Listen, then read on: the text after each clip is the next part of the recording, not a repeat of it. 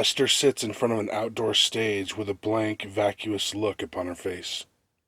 The audience murmurs and mutters all around her, but she remains silent. Upon the stage rests an open copper box resembling a treasure chest, with a blank electronic display on top. Two uniformed police officers stand nearby, chatting. The sun shines above in the cloudless blue sky, and a warm breeze flows through the air. A woman rises from the front row of chairs and climbs onto the stage. The crowd falls silent as she approaches a lectern with a microphone. "Welcome, everyone," she says. "Thank you for coming to the Future Library Project." The crowd responds with a subdued applause. "As mayor of Berryville, I'm honored to preside over this event. Today, we've gathered to preserve the work of some of the most important authors of our time." She extends her arm, indicating the box. "We asked each participating author to write a short novel to be sealed in this time capsule for 100 years. These stories are all unpublished, and no one will read them until the time capsule opens. Every story centers on the theme of longevity, which we felt was appropriate. After all, everyone here today will probably be dead before the time capsule opens." The mayor pauses, waiting for the crowd to laugh. One person coughs, and another lets out an uneasy chuckle. She continues, "I'd like to thank the authors who so graciously agreed to work with us on this project. They are Davida L. Mitch, Stephanie Kingsolver, and Jimmy Paulson. Authors, please join me on stage." Two women and a man rise from the front row of chairs. The crowd applauds as they climb the stage and stand beside the mayor. Smiling and waving at the audience, they each carry a leather-bound book. The mayor says, "The time capsule has a special mechanism with cutting-edge battery technology. It will keep the lock closed for the next 100 years." She picks up a remote control from the lectern and points it at the box. She presses a button, and the top of the box opens with a metallic hiss. A countdown appears on the electronic display. 100 years, 0 months, 0 weeks, 0 days, 0 hours, 0 minutes, 0 seconds. Each of the authors will now read the titles and opening paragraphs of their stories aloud. This way we'll at least get a sense of what their stories are about before they disappear for a century. Then they'll place their books into the time capsule. Our first author is Davida L. Mitch. The mayor turns to the woman standing closest to her and says, "Miss Mitch, are you ready?" Davida nods and smiles. The crowd applauds as she approaches the lectern. The mayor steps to the side, clapping as well. Davida opens her book and the crowd falls silent. Esther leans forward, tapping her foot, gazing at the book with predatory intensity. With an English accent, Davida says into the microphone, "The title of my story is, 'From Me Flows What You Call Time.'" She clears her throat as she looks down at the first page. Then she looks back up at the crowd. In 1990, composer Toru Takemitsu wrote a song called "From Me Flows What You Call Time." When I first heard its haunting melody, I was forever changed. It was as if he rewrote the rules of my life with his music. She stops. Silence hangs in the air. "Keep reading," says a voice from the crowd. The audience bursts into laughter. Then everyone applauds. Davida smiles and says, "Would that I could," and places the book into the box. As she does, Esther leaps out of her seat, ready to pounce. But then she notices one of the police officers staring at her. Stone-faced, the officer shakes her head no. Esther freezes in place, then turns and leaves before the next author starts speaking. Davida exits a low stone building with a large sign on the side that says, "Berryville Library." She holds her phone up to her ear as she walks through the parking lot. The sky is aflame with a purple-orange aura as the sun dips below the horizon. "Hi, Miriam," she says. "My book signing event is over now. It went well. And so did that silly time capsule presentation earlier today. She pauses, listening into the receiver. Well, one weird thing did happen. As I was signing books, a strange, disheveled woman approached me in the line. I could tell from the look on her face that something wasn't quite right with her. She carried a stack of all the books I've ever written. She even had the indie titles I self-published before you became my agent. It was weird, but I was kind of flattered too, you know? So I started signing them, and the whole time I could feel her eyes boring into my skull. When I finished, I thanked her and waited for her to leave, but she didn't move. I tried to be nice and say, "Excuse me, miss, there are other people waiting," but she still didn't move. Then she said, "Can I read your book?" I said, "What book?" And she said, "The one you put into the time capsule." I said, "I'm sorry, miss, but it's only for people in the future." She said, "I know, but do you have an extra copy you could share with me?" At this point, I started getting a little annoyed. I said, "No, I don't. Even if I did, I wouldn't let anybody read it. Otherwise, what would be the point?" She responded by tossing her pile of books into the air. Then she started screaming, "Let me read that book! Let me read it!" over and over again. I had no idea what to do. Finally, some burly security guards came and dragged her away. It was the weirdest thing that ever happened to me. She reaches her car, unlocks it, and opens the driver's side door. She sits down and buckles her seatbelt, then hears a clicking sound behind her. She looks in the rearview mirror and sees Esther sitting in the back seat, pointing a gun at her head. Esther looks at her in the mirror and says, "Let me read that book." Davida says, "Miriam, I'll have to call you back." Davida pulls up to the outdoor stage. It glows in the moonlight, and an ethereal mist hovers all around it. She turns off her car and says, "Now what?" Esther says, "Get out and go over to where they buried that time capsule." They exit the vehicle and walk over to a disturbed patch of ground in front of the stage. Esther carries her gun in one hand and a shovel in the other. She holds the shovel's handle out to Davida and says, "Dig." A couple hours later, Davida drops the shovel and reaches into the hole she dug. Breathing hard, she lugs the copper box to the surface and places it upon the ground. The countdown says, 99 years, 11 months, 30 days, 8 hours, 35 minutes, 43 seconds, 42 seconds, 41, 40. Esther starts trembling. In a shaky voice, she says, "Open it." Davida looks at her like she's crazy and says, "What?" "Open it." "I can't." "Bullshit." Scowling, Davida says, "I don't know how to open the bloody thing. I just wrote a bloody book and put it in a bloody box. That's all I know. The only way you're ever going to read it is if you live for another 100 years. Esther looks at her blankly, then stares at the countdown timer in silence. After a few moments, Davida says, "Please let me leave. I won't go to the police, I promise. In fact, I'll even write a story about this situation and make you the main character. How does that sound?" Esther continues staring at the countdown for several more seconds. Then she says, "Fine, get out of here," and waves her gun in the direction of the car. Davida sighs with relief and starts walking toward it. After several paces, she turns around and says, "Well, aren't you coming? We're in the middle of nowhere." Esther shakes her head and says nothing, her eyes still fixated on the countdown. Esther sits in her car, holding a newspaper. She reads an article with the headline, "Author Davida L. Mitch dies." Renowned author Davida L. Mitch passed away of natural causes yesterday. She was 100 years old. Mitch wrote many bestsellers during her illustrious career, including her most famous work, Kidnapped. The story is about a deranged fan who kidnaps an author for bizarre reasons.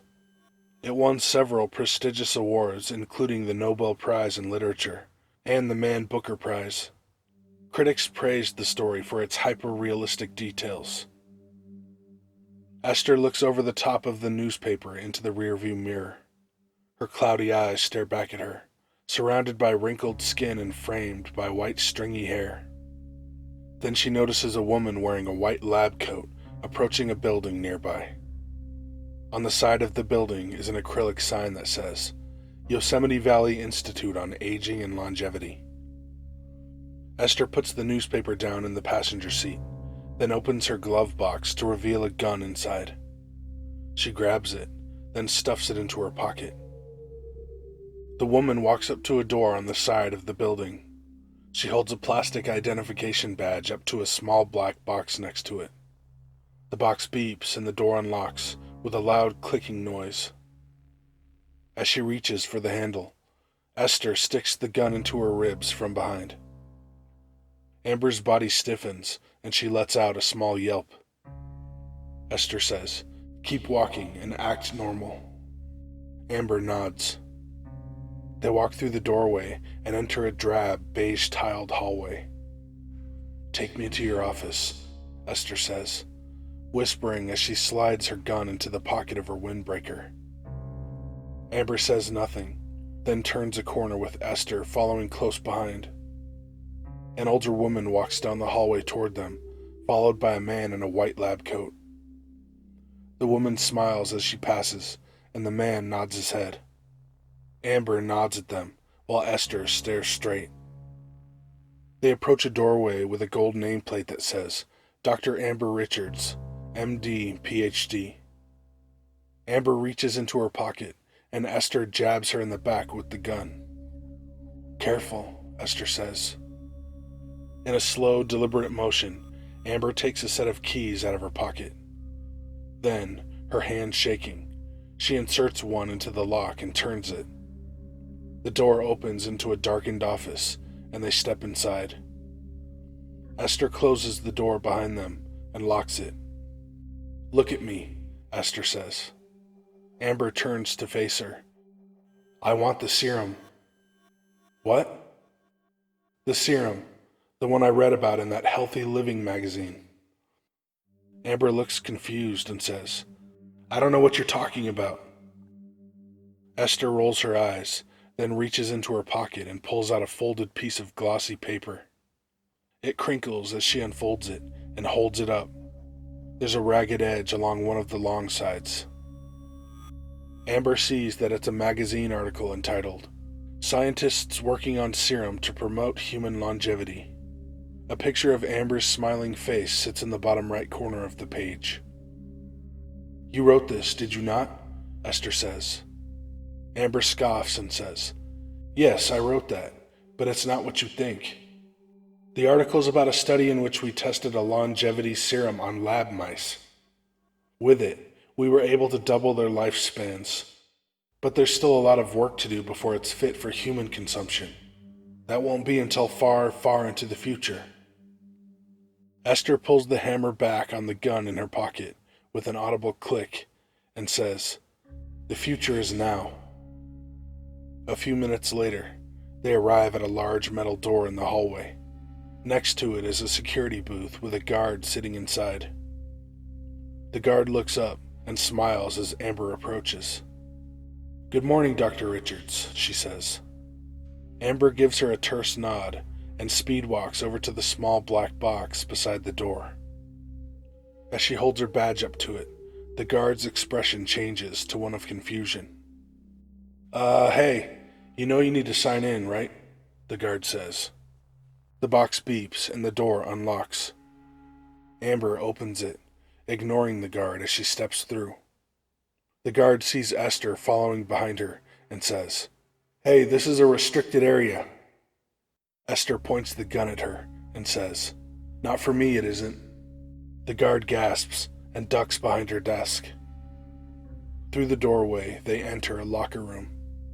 There, a woman is putting on a white polyester cleanroom suit as she stands next to an open locker. She balks when she sees Esther with the gun in her hand. They walk through the locker room and into a small chamber with a door on the other side. The door closes behind them with a whoosh. Amber scans her badge on another wall-mounted black box. A woman's voice says through an unseen speaker, "Decontamination process initiating. Please wait." Vapor jets start spraying through vents in the ceiling, filling the room with fog. Amber says, "This isn't going to work out the way you think it will. You don't know what that stuff will do to you. It's dangerous." "Shut up," Esther says. "I'm serious. It's true that the mice in the study lived twice as long as normal, but what the article didn't say was that they all died in the same horrific manner. Their bodies ended up spontaneously disintegrating while they were still alive. They were conscious and screaming in agony the entire time. I didn't talk about it in the article because of how terrible it was." "Bullshit." A minute later, the vapor dissipates, and the door opens with a whoosh. They enter a white room, with smooth reflective surfaces on the floor, walls, and ceiling. Inside, people in cleanroom suits stand next to tables cluttered with lab instruments. They look up at Amber and Esther as the two step inside. Esther points her gun at the ceiling and fires a single shot, then says, "Get out." One person gasps and another screams. Then everyone rushes around them and through the exit. Amber leads Esther to a test tube stand sitting upon one of the tables. Then she picks up a test tube with a light pink liquid inside and hands it to her. "Here it is," she says sarcastically, "the longevity serum." Without a word, Esther grabs the tube and pours the liquid down her throat. Amber watches, revolted. Esther squeezes her eyes shut as her face twists and contorts. She drops the test tube, and the glass shatters on the floor. Then she drops the gun as well. When she opens her eyes, she sees Amber staring at her, bewildered. "Are you all right?" Amber says. "I told you that stuff is dangerous. You better hope it doesn't kill you." Esther perceives that Amber is speaking twice as fast as normal, and in a high-pitched voice. It reminds her of fast-forwarding through a movie. Esther opens her mouth to respond, but then collapses and passes out. "As the mayor of Berryville, it gives me great pleasure to be with you for this special occasion." The mayor stands upon the outdoor stage behind a lectern with a microphone attached to it. As the audience before her applauds, she notices a strange, disheveled old woman standing in the back of the crowd. The woman looks like a living corpse. She remains completely still, without clapping or even moving. The sight of her gives the mayor an uneasy feeling. Trying to ignore her, the mayor continues. "Today we'll open a time capsule buried in this spot 100 years ago, as part of the Future Library Project. It contains unpublished stories written by some of the country's most famous authors of the time. The time capsule lies buried in front of this stage. And now, with the help of our city council members, we'll unbury it and open it up." The crowd cheers as a group of people carrying shovels stand up from the first row of chairs. The mayor climbs down from the stage, and someone hands her a shovel as well. Then they all start digging. A short time later, a couple of them reach down into the hole they dug and pull out the copper box. They haul it up on stage and place it on a wooden stand next to the podium. The electronic display on its side says, 0 years, 0 months, 0 weeks, 0 days, 0 hours, 0 minutes, 10 seconds, 9 seconds, 8, 7. When the countdown reaches 0, the box emits a reverberating click.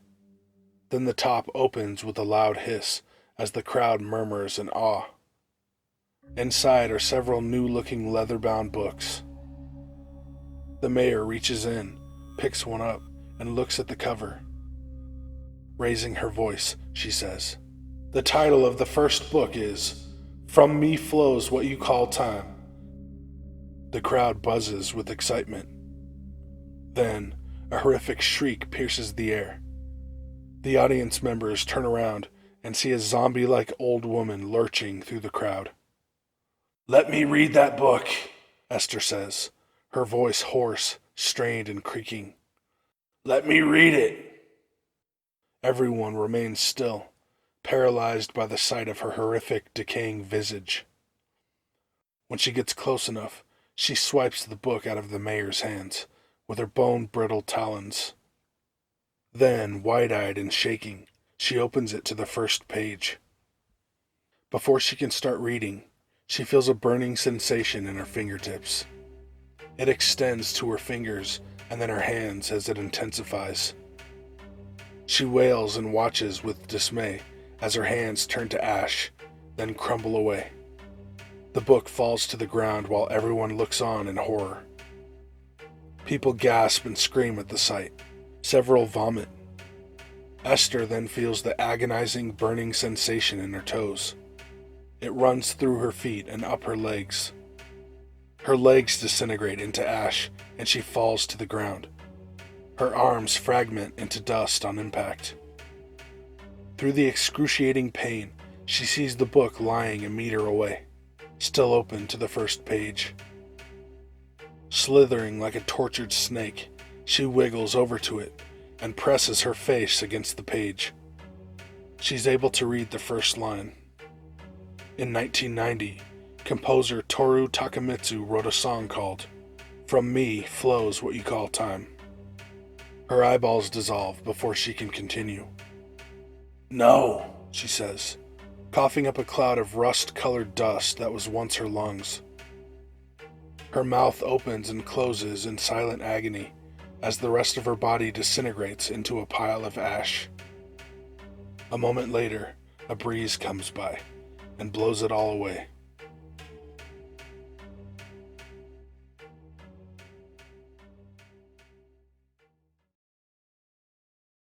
Hey guys and ladies, thanks for watching. Links to all my shit are down in the description.